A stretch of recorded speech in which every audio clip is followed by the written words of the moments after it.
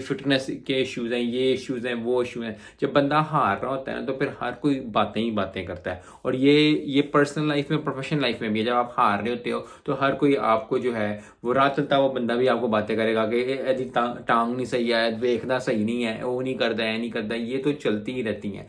और लेकिन प्लेयर्स अच्छे हैं, कल भी कर सकते हैं, इनको कॉन्फिडेंस देने की ज़रूरत है। यस, कॉन्फिडेंस देने से मुराद ये है कि आज इनको बिठाएं, सेशन कराएं इनके साथ, इनको कहें यार कल तुम जीत सकते हो। 143 बहुत बड़ा स्कोर है, नहीं हो सकता टीम से, बांग्लादेश टीम स्कोर से। तो उनका माइंडसेट उस तरफ लेके जाएं कि जब वो आए, क्योंकि बांग्लादेश एक पॉजिटिव इंटेंट के साथ एंड किया है। 42-0 एक बहुत बड़ी जो चपेड़ है वो है। लेकिन फिर वही बात है कि आप एक टीम हो जो कि बहुत ही ज़बरदस्त है, जो पैशन पे चलती है। पाकिस्तान जैसी टीम हो गई, साउथ अफ्रीका हो गई, वेस्ट इंडीज़ हो गई, ये ऐसी टीम्स है जो कि पैशन पे चलती हैं। तो अगर आपका पैशन ही डाउन हो जाएगा, और जब आप उस तरह, क्योंकि कल सारी सारी कौम की नज़र